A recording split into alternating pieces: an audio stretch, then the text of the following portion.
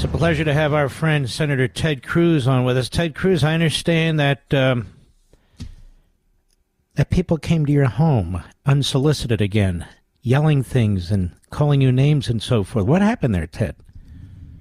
Well, Mark, that's right. That's been happening for 3 months straight. So every Saturday morning at 7 a.m., a group of pro-Hamas protesters shows up outside my house, and they've got cowbells. They're blowing whistles. They're screaming at the top of their lungs, and they're there to wake up, number one, my kids, but also my neighbors, their kids. I've got neighbors with young children, and they're doing it every Saturday at 7 a.m.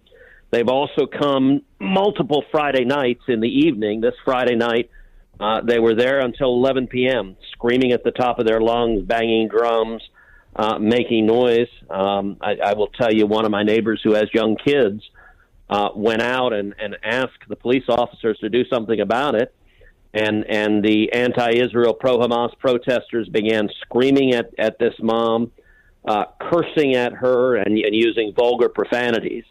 And ultimately, it led Friday night to 2 people being arrested, but that's the first time it's escalated to that level.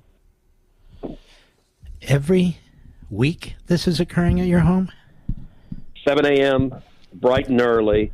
And I'll tell you, Mark, that they're showing up with a regularity, and it's the same people, that to me it is clear somebody's paying for this. This is a job. These are paid protesters. This is not an organic or spontaneous event.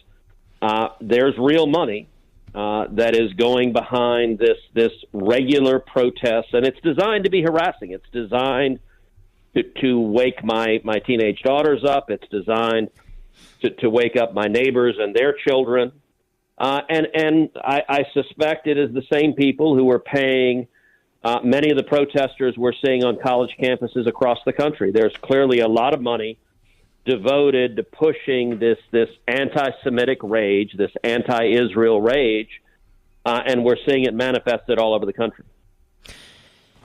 You know, Ted Cruz, talking about this anti-Semitism, I think it comes from the top. The message Biden and Blinken keep sending that, you know, Israel's not doing enough to feed the Palestinians in Gaza, when in fact they're doing numbers that are actually unheard of, while Hamas is stealing the food and selling it.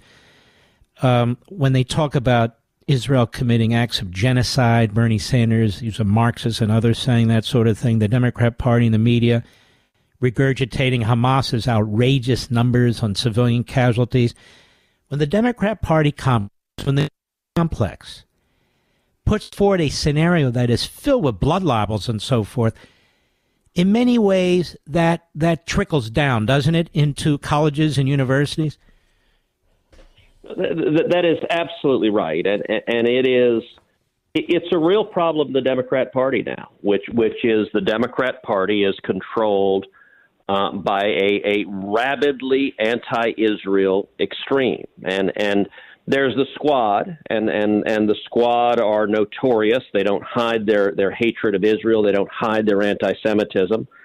But the problem is a lot broader than the Squad. It's easy to focus on the Squad and AOC and Ilhan Omar and Tlaib, but to neglect that the problem is the so-called mainstream leadership of the Democrat Party. Look, in the last few days, AOC stood up next to Joe Biden and explicitly defended the pro-Hamas protesters at Columbia and NYU and Yale. She made clear that she stands with the people who hate Israel and hate Jews, and Joe Biden was standing right next to her, grinning ear to ear.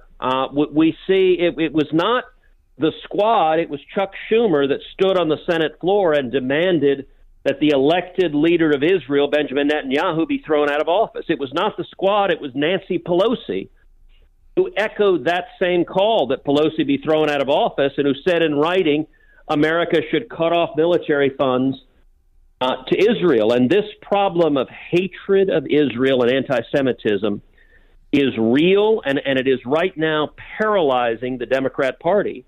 And you know, I'll actually recount a story from someone you know well, and it is an article in Tablet magazine by your wife. entitled "The President's War Against the Jews," and it's a fabulous article. And anyone who hadn't read it, you should read it. But it's a story that Julie tells that is really powerful that I actually didn't know until I read her article, which is in 1982, Joe Biden, as a senator on the Senate Foreign Relations Committee, was speaking with the then Prime Minister of Israel, Menachem Begin, and threatening Israel in 1982, so more than 40 years ago. Biden was threatening Israel and threatening to cut off U.S. aid if Israel did not stop its, quote, settlements in Judea and Samaria. And Menachem Begin replied, quote, "Don't threaten us with cutting off your aid. It will not work. I am not a Jew with trembling knees. I am a proud Jew with 3,700 years of civilized history. Nobody came to our aid when we were dying in the gas chambers and ovens. Nobody came to our aid when we were striving to create our country. We paid for it. We fought for it. We died for it. We will stand by our principles. We will defend them.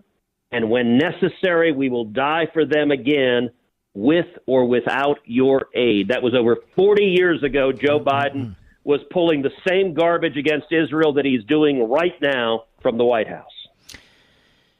And Menachem Begin fought Hitler, he fought Stalin, and he fought the British in 1947. Let me ask you a question.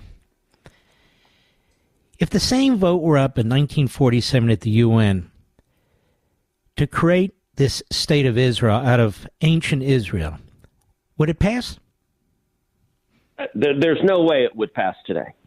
On the Security Council, you would get Russia and China would veto it, but you might well have the United Kingdom and France veto it. And it's not even clear the Biden administration that America would support it. We look at the resolution the UN just recently passed that the Biden administration effectively orchestrated that all but condemned Israel, that called for an immediate ceasefire. And repeatedly, the Biden administration, when faced with a battle between the nation of Israel and genocidal Hamas terrorists, had sided with the terrorists. Their message, literally, when October 7th was happening, a grotesque massacre, the worst single-day slaughter of Jews since the Holocaust. While that was going on, the Biden State Department tweeted out, calling on Israel, do not retaliate, do not strike back. While 1,200 people are being murdered and women and little girls are being raped, the immediate reaction of the Biden State Department was Israel do nothing. I called that out at 3 a.m. when they were saying that. They deleted that tweet. The next day, Tony Blinken, the Biden Secretary of State, said the same damn thing. He sent out another tweet saying he'd just been talking with the Turkish foreign minister, and they agreed Israel must not retaliate. I do not understand these radicals in the Democrat Party now that, given a choice between genocidal maniacs and terrorists and the state of Israel that is our strong ally in fighting to defend itself, they choose Hamas. Ted Cruz. People want to help Ted Cruz. Where do they go, my friend? It's tedcruz.org, tedcruz.org.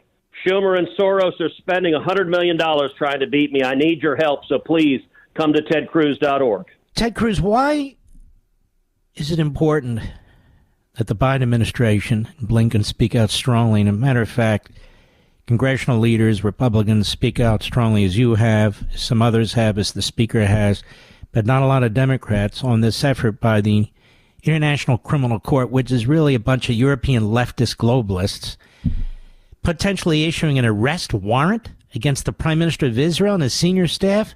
Why is that dangerous for America?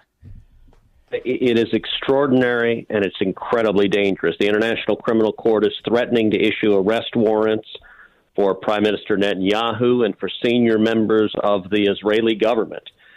Think about this for a moment. An international tribunal looks at this conflict and does not decide that the criminals are the Hamas terrorists who murdered 1,200 civilians, does not decide that the criminals are the people who raped women in public streets, who raped children, who massacred infants. And I will tell you, I've seen the videos of these atrocities. It is stomach-turning. It is sickening what these monsters did. And by the way, they didn't hide it.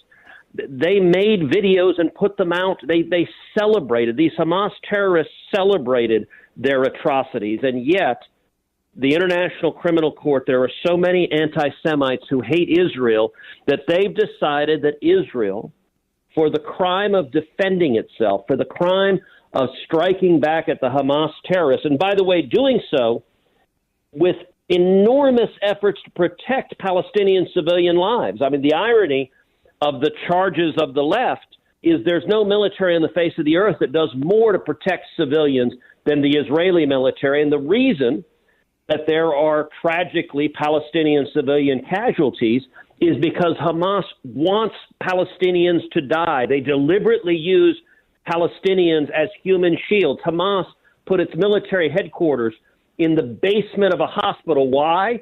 To use every Palestinian patient in that hospital as a human shield, and to put Israel in a choice, a binary choice. Either number one, they decline to attack the hospital and the military base, and they let Hamas continue to wage war, or two, even better from Hamas's perspective, they do attack the military headquarters, and the result is dead Palestinian mothers and babies, which is what Hamas wants, to let the useful idiots at CNN and in the Democrat Party and on the International Criminal Court use that to target Israel. It is grotesque. It is wrong. And if the International Criminal Court follows through on that, understand it is just a tiny hop, skip, and a jump to the International Criminal Court issuing arrest warrants for the President of the United States, for the Secretary of Defense, for the American military, when the leftists at the ICC decide they don't like what America's doing. That's not what that court exists to do.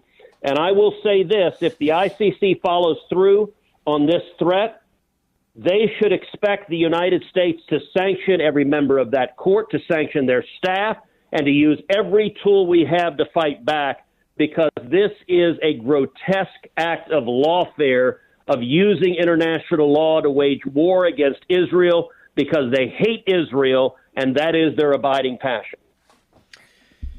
Brilliantly put, but it is amazing the silence from this administration, isn't it? I mean, Biden and Blinken, they could well be behind it as far as I know, because, silence in a matter like this is complicity, is it not?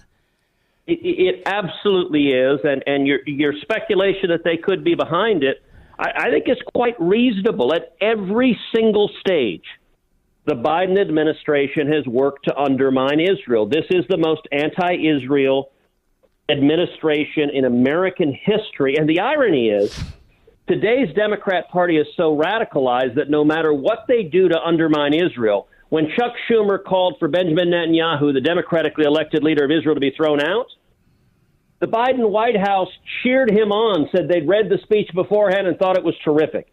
And yet, for the radicals in the Democrat Party, that is not enough. That they want them to full on side with and support the Hamas terrorists.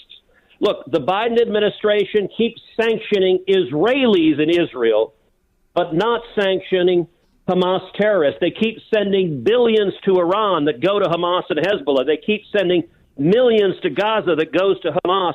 They literally are giving money to the terrorists. And this administration systematically undermines Israel. And yet, as I said, for the crazy left-wing base, it's not enough. I'm told there's a joke in Jerusalem that Schumer's speech demanding Netanyahu be thrown out was really driven by the two-state solution, the two states being Michigan and Nevada. Mm-hmm. And it is simple domestic politics that is driving the Democrat Party to decide they are the enemies of Israel. And it is sad, and frankly, it's dangerous, Mark. For a long time, there was bipartisan support of Israel, and today's Democrats are so radicalized, they're undermining that every single day. Now, tell us about your campaign, what you're up against, and how we can help you, because we can't afford to lose your seat. Well, listen, the state of Texas, the left has put a giant bullseye on our state, and it's not complicated. If you flip Texas, the country is lost, and they know that. My last reelection in 2018 was, at the time, it was the most expensive Senate race in U.S. history. I was outspent 3-1. The Democrats flooded cash into this race, and I ended up winning by less than 3 points. It was 2.6%. It was incredibly close. That is why Chuck Schumer has said, Texas, that I am his number one target. The Democrats are going to spend between $100 and $150 million in the state of Texas. My Democrat opponent is a hard left Democrat congressman. He's voted repeatedly in favor of open borders, repeatedly in favor of letting violent criminals out of jail. He's repeatedly advocated sending money to Gaza that will go to Hamas instead of standing with Israel. And yet he is dramatically outraising Beto O'Rourke, my opponent in 2018. On top of that, George Soros is already flooding millions into the state of Texas, the most he's ever spent. And Barack Obama just a few weeks ago sent out a map directing Democrats, target Texas, target me in particular.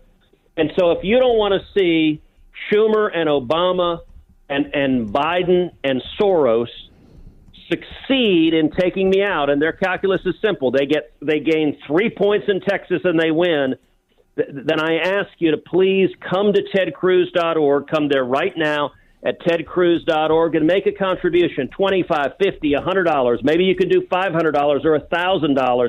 But the way we stand up to $100 million from Chuck Schumer and the Democrats, our patriots across Texas and across the country, going to tedcruz.org and stepping up and saying, we're going to stand and fight to defend this country together. This is a very, very important race, folks. If you're in the car and you couldn't write down that website, we provide it on all my social sites and so forth. I know the economy's tough, folks. We can't afford to lose Texas. We can't afford to lose Ted Cruz. And they know this. That's why they're going to flood that state with an enormous amount of money. It's a very expensive state to run in with all the metropolitan areas and so forth. And they're trying to swamp Ted, overwhelm him. They will lie about Ted. And, of course, they will build up their candidate and pretend that he's something that he's not. He's a leftist. He's not even that bright. He will fall in line with the Democrat Party. He will be a Schumerite. He'll be a Bidenite. And if we lose Texas, I mean, I'm telling you, seriously, that's going to be a bad election night. So please dig deeply if you can. Do whatever you can. Go to tedcruz. What is it? Tedcruz.com? Org. Tedcruz.org. Tedcruz.org. Tedcruz.org. See, I'll do it for you. Go to tedcruz.org. We want to have one of our little mini Levin sessions here where I call all you Levinites out there to help our friend Ted. We're going to have a really big one in a few months, but right now, this is a Levin surge. Just anything you can do. Let's help our man Ted. And again, we will do this in a much more proper way in a few months, Senator. So we wish you all the best. Thank you for fighting as you do all the time. Thank you, my friend. God bless. And keep speaking the truth fearlessly and without waiver. You too, man. God bless you. Ted Cruz is the man.